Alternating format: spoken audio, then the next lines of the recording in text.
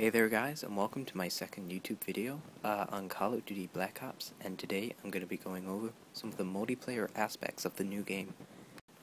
Now, as a brief intro, I'm going to be going over some of the things they're bringing back from the old Call of Duty, perks such as Ghost, Flak Jacket, and a few score streaks, such as the RCXD, which we remember from Black Ops 1. So that's a rough idea of what this video is going to be about. To get started, as you can see in this gameplay footage, you might have seen a little bit of something that was quite annoying about Black Ops 1, which I really hope they're fixed in the new multiplayer, is the bullet detection system. I mean, let's hope in the new multiplayer they've improved the way that, you're being shot at, you run around a corner, you can see on your screen you've gotten away from that corner, yet somehow, by tripping over a dandelion, you fall over and you die. And the game is basically telling you that this guy killed you despite the fact you were around a corner. So I really hope with the new Black Ops 2 multiplayer they have increased, the abilities of the bullet detection, like bullet lag in midair. You can always see these in final kill cams when it goes into slow motion, along with showing up other failures within their game.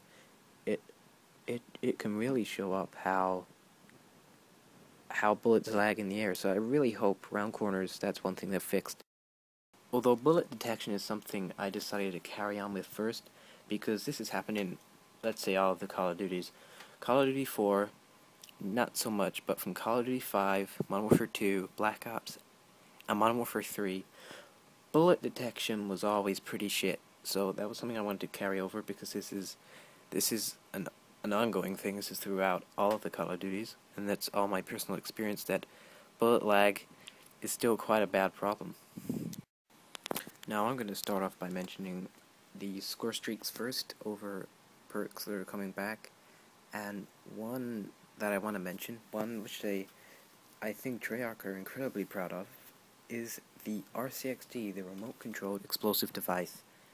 I have a screenshot of it in action, which I'll include at the end of this video, or near the end of this video, and a lot of the community loved it. A lot of people out there really enjoyed driving around a pack of C4. However, for me, personally, and a large amount of people, it was a personal dislike. I mean, considering it was only a 3, or depending on hardline, 2 killstreak reward, it was incredibly overpowered and annoying. And it was annoying for the fact that it was a buzz killer. It would always sneak up right before you got a killstreak. You could be in a firefight with a few people, getting kills right before your chopper gunner, but some guy with a 3 kill streak ghost combo has driven a pack of C4 behind you and blown it up in between your legs, so therefore you lose out on your kill streak. It could be, before dogs, before a chopper gunner, before a blackbird, anything like that, which is why it was the ultimate denier, but that's why it was incredibly annoying.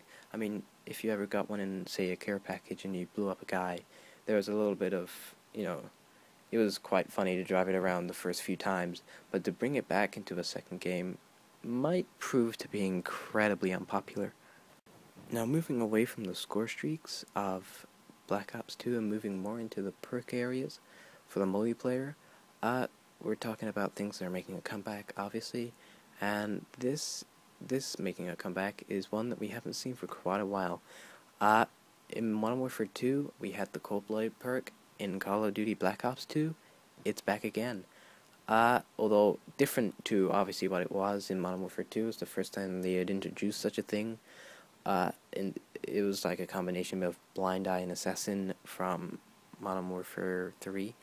However, in Black Ops, they've changed it a little. Cold-blooded, it makes you invisible to enemy targeting systems, which includes equipment such as the dual band, target finder, sensor grenade, and MMS. However, enemy player-controlled air support score streak rewards also can't target you normally.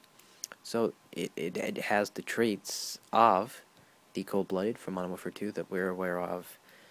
But it's coming back. This might be quite popular because it's not overpowered. It doesn't block you from everything like cold-blooded or a Blind Eye Assassin Pro combo. It doesn't stop you from UAVs, which is pleasant, because that was always a gray area. And I didn't expect that to come back. It's different companies that are doing it across the Call of Duty series. It's been a few years since something like that.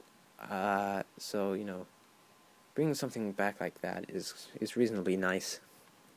Although one thing not as pleasant is the return of the Ghost perk.